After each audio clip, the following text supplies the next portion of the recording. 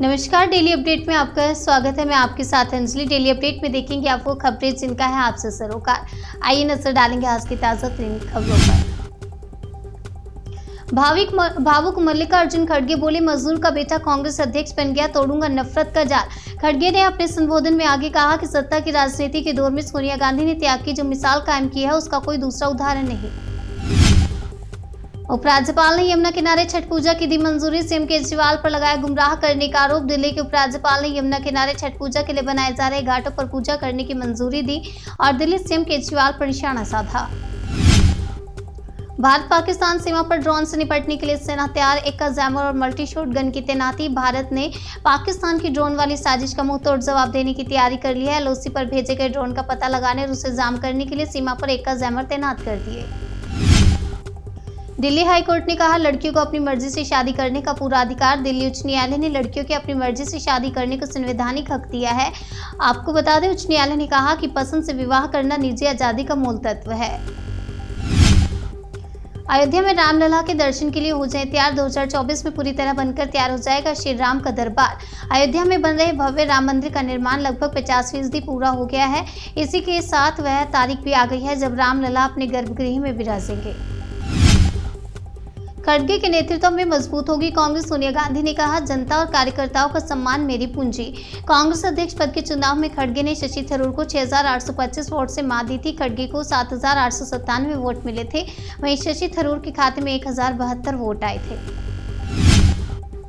2 दिनों से कोरोना के मामले में गिरावट। पिछले दिन के मुकाबले दर्ज हुए 32 कम केस। देश में एक दिन में कोरोना वायरस संक्रमण से संक्रमित होने वाले नए केस 830 दर्ज किए गए हैं। सबसे अच्छी बात यह रही कि बीते दिन से आज कोरोना के 30 कम केस दर्ज किए गए।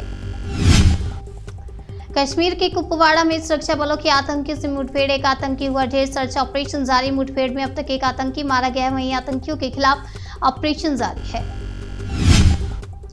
ऋषि सुनक ने की यूक्रेन के राष्ट्रपति जेलेंस्की से बात। रूस ने कहा, ब्रिटेन से बेहतर रिश्तों की कोई उम्मीद नहीं। प्रधानमंत्री बनते ही ऋषि सुनक ने साफ कर दिया है कि वह हमेशा यूक्रेन की मदद के लिए खड़े रहेंगे। इसी को लेकर अब रूस ने भी ब्रिटेन के साथ रिश्तों को लेकर बयान जारी किया।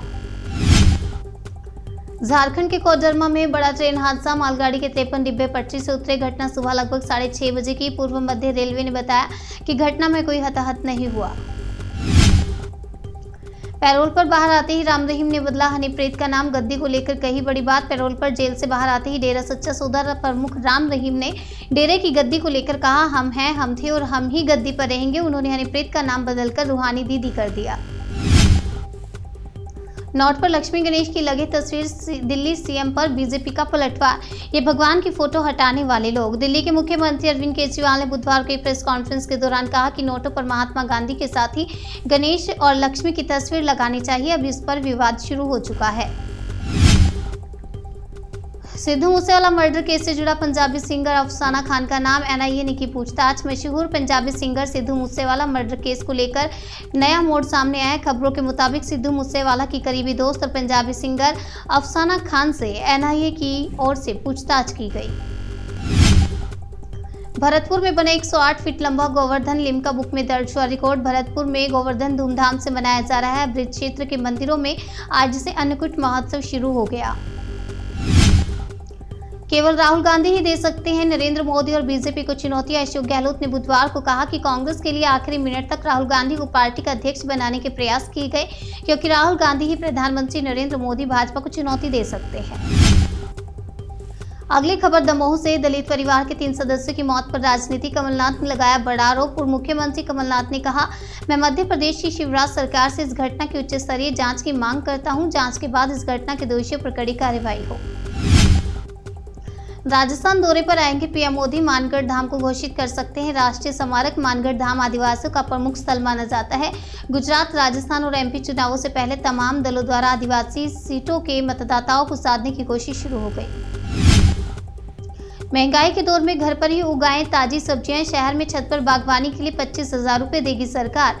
सरकार ने छत पर बागवानी योजना चलाई है, जिसके तहत पटना के शहरी क्षेत्र में सब्जी, फल और हर्बल प्लांट्स की गार्डनिंग को बढ़ावा देने के लिए सब्सिडी की सुविधा प्रदान कर रही है। डेली अपडेट में आज के लिए फिलहाल इतना ही। तब तक के लिए मुझे दीजिए इजाजत और देखते रहिए जन सेतु जन से सरोकार।